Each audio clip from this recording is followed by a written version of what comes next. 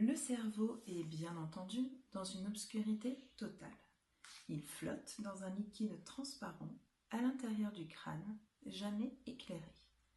Et pourtant, le monde qui se construit dans notre esprit est plein de lumière. Il déborde de couleurs et de vie. Alors, comment se fait-il, les enfants, que le cerveau, qui ne bénéficie d'aucune source lumineuse, édifie pour nous un monde plein de lumière? Bonjour tout le monde. Donc aujourd'hui, je vais vous parler d'un roman que j'ai fini récemment, qui s'appelle donc Toute la lumière que nous ne pouvons voir, d'Anthony Doerr, donc chez l'édition du Livre de Poche. C'est un roman que j'ai beaucoup aimé. Et donc on va directement mettre cette vidéo dans la catégorie à livre ouvert. Alors, pourquoi j'ai acheté ce roman? Est-ce que j'en avais entendu parler? Non.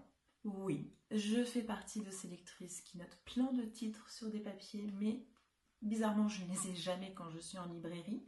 Ceci dit, entre parenthèses, ceci va peut-être changer puisque j'ai maintenant un Bugeaud et peut-être qu'un jour je vous en parlerai. Bref, c'est un autre sujet. Donc me voilà devant une couverture qui m'a plu, de belles couleurs, un titre que j'ai trouvé très poétique, Toute la lumière que nous ne pouvons voir, et une quatrième de couverture, parce que voilà, c'est ma troisième étape quand je choisis un livre.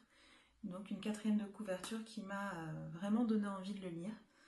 Je vous lirai juste la fin du résumé. Donc cette fresque envoûtante, bien plus qu'un roman sur la guerre, est une réflexion profonde sur le destin et la condition humaine.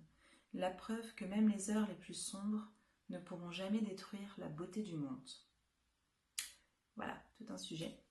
Donc pour moi en plus, il faut savoir que cette période de la Seconde Guerre mondiale, une période qui est quand même très troublée, c'est une période aussi qui m'a toujours inspirée, plu, entre guillemets, car elle représente aussi quand même une grosse période de courage, de désir de vie, de désir de liberté et vraiment de force. Pour vous parler du livre, ce livre est tout simplement saisissant.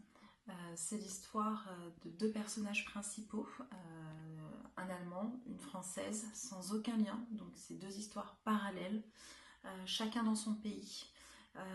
C'est un roman qui est très bien construit, très plaisant à lire, avec des chapitres courts, donc vraiment ça permet de garder un vrai rythme à la lecture.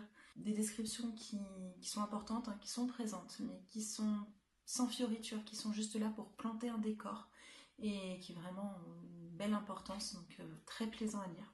Et puis ces deux personnages principaux sont tout simplement extraordinaires, chacun dans son monde, chacun avec les points de vue de son monde. C'est ça aussi qui fait toute la richesse de ce livre, c'est de se rappeler que la vérité est un diamant, la vérité a 10 000 facettes et que chacun y voit un petit peu son petit bout en fonction de son monde à lui et de ses données à lui. Donc voilà, c'est quelque chose que je trouve très intéressant. La fin est très belle, elle n'est pas gnangnan, voilà, elle est celle qu'on peut imaginer ou celle qu'on n'imagine pas, je vous laisserai découvrir, mais voilà, elle m'a beaucoup touchée, donc à lire. Marie-Laure allume l'émetteur.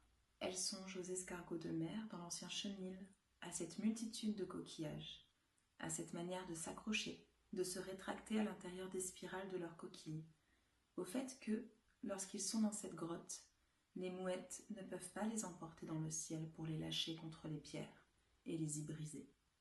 Donc là, par exemple, Marie-Laure s'est cachée dans son grenier et bien tout simplement, elle compare sa situation à celle des escargots et se sent ainsi protégée et plus forte pour affronter la suite. Donc la Française qui s'appelle Marie-Laure aime observer la nature et c'est grâce à ça qu'elle arrive à affronter les événements de la guerre. Et j'aime beaucoup cette approche parce que moi aussi, tout comme elle, j'aime observer le monde animal et le monde végétal et ça m'aide à comprendre beaucoup de choses. Pour terminer, vous l'aurez compris, je vous le recommande chaleureusement. C'est un livre qui vous donnera du courage, qui vous fera voyager aussi, dans la tête en tout cas, et puis voilà, qui vous donnera du courage et des forces. Et puis c'est surtout un livre qui nous rappelle tout simplement que la vie, c'est le quotidien, et que finalement, c'est la seule chose sur laquelle nous avons vraiment la main. À bientôt. Vous avez été très courageuse, dit-il. Comment vous appelez-vous? Werner. Werner. Quand j'ai perdu la vue, on m'a dit que j'étais courageuse. Quand mon père est parti, on a encore dit que j'étais courageuse. Mais ce n'est pas du courage. Je n'avais pas le choix. Tous les matins, je me réveille et je vis ma vie. Pas vous?